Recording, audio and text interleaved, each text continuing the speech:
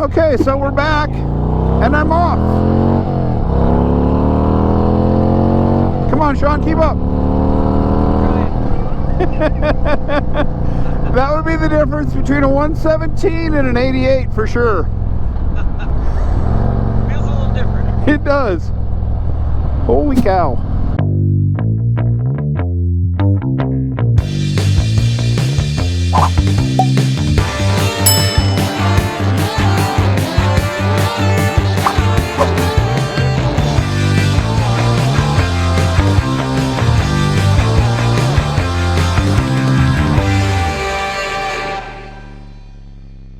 Turn on the bike. Put the kickstand up.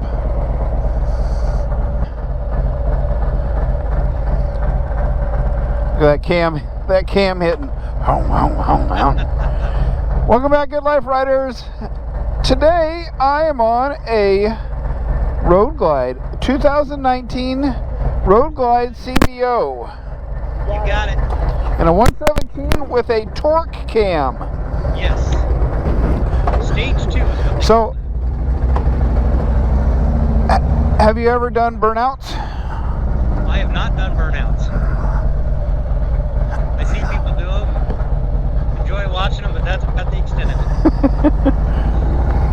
I've never done a burnout. Well, I did the other day. We went to, when we were doing our practicing down here, and that day it rained. That parking lot was so slick. It wasn't this week, it was last week's.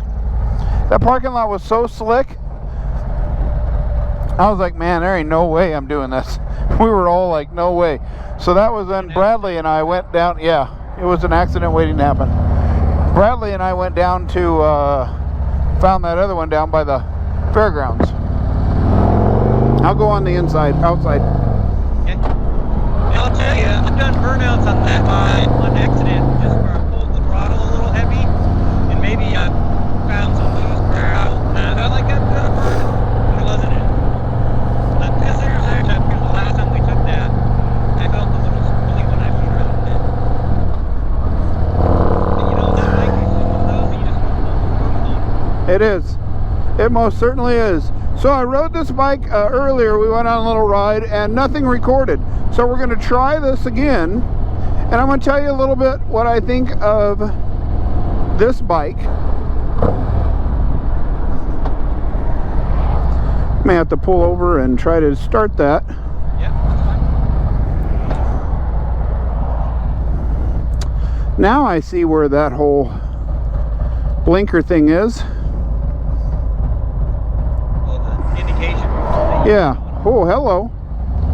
Why don't you get a little closer to me there, semis? So the lean really seems good on this, but it was, you know, it's got a deep lean angle. We'll go up here to the Tenneco entrance.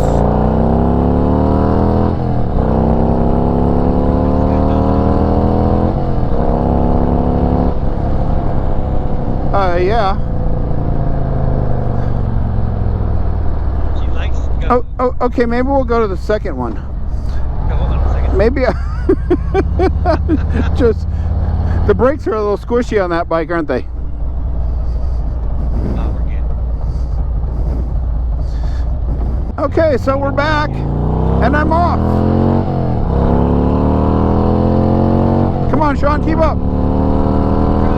Okay, so we're back, and I'm off. Come on, Shawn, keep up.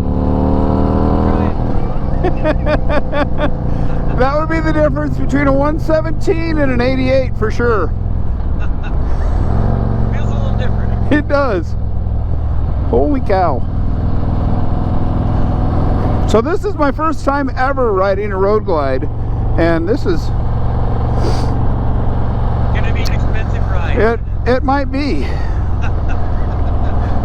So there's a guy I watch called Matt Carricker, has the Demolition Ranch channel, and he always like buys new guns and stuff, and he would always say on his channel, don't tell Mare.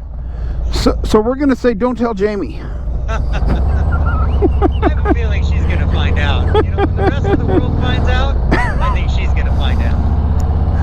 You don't think I could sneak by just putting one of these in the garage? Well, you know, I'd like to see how long you get away with it. Yeah. That would be pretty entertaining. When that first payment notification comes up, I will never ride a motorcycle again. Yeah, I understand.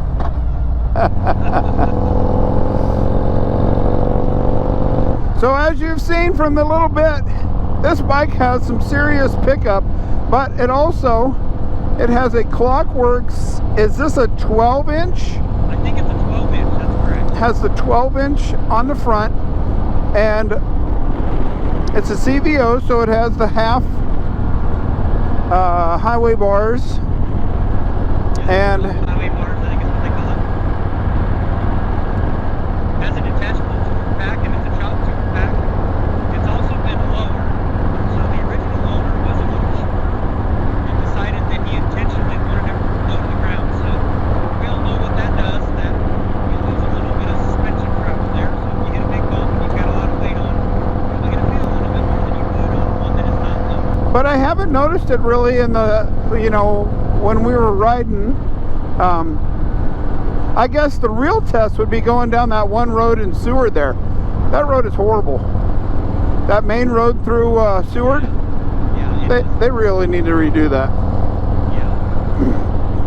Well, and I don't think it has the suspension changed out. I think that's the factory suspension. And you know, really, Davidson doesn't put a lot of money into the factory suspension.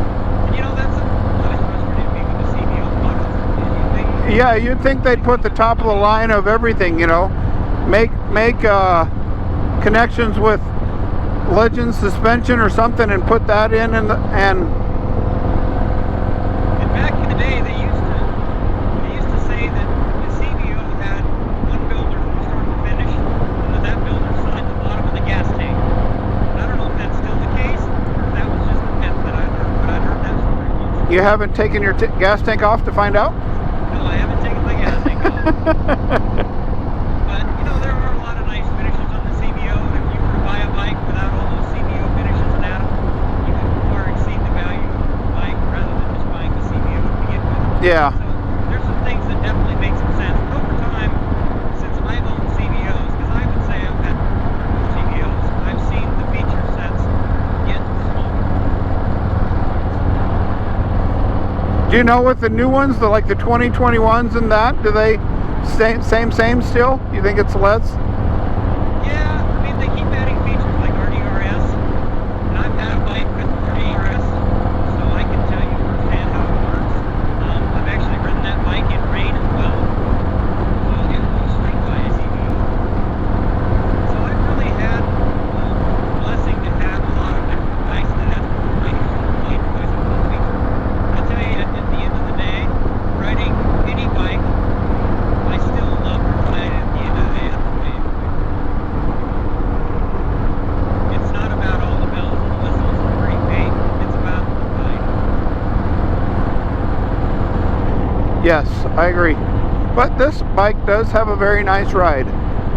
Like we were saying earlier, I had a little bit of to hunt for the controls down below, because it's just a different set. You know, you're just sitting a little different. Yep, and knowing where your brake is, that's kind of a good thing. Yeah, that is a good thing.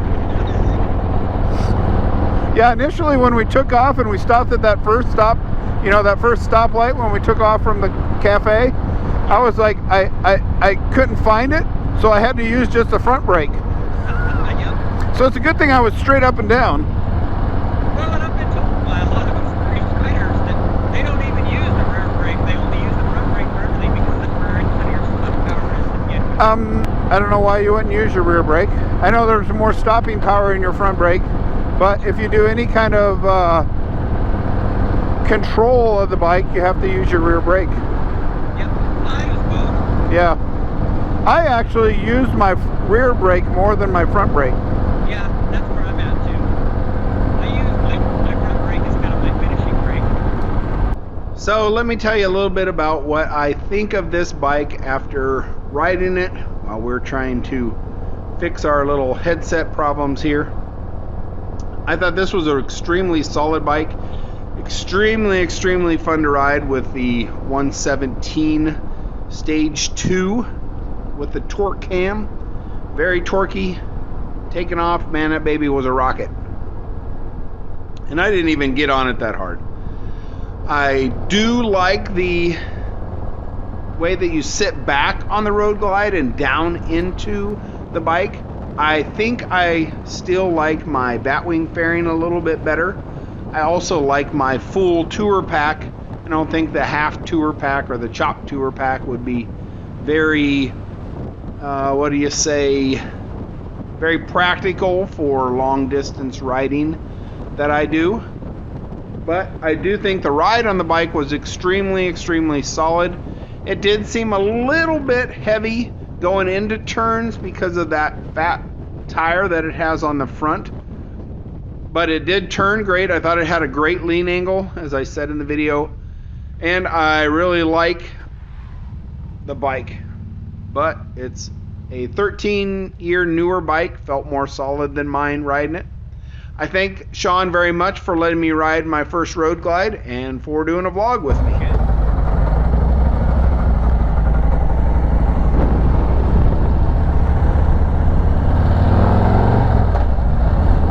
So there are some thoughts on this riding this Road Glide, and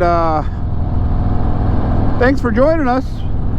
Come back next week and we're going to give you a little story about Shawn himself. So until next time, keep the sunny side up, keep the rubber side down, and have an utterly awesome day.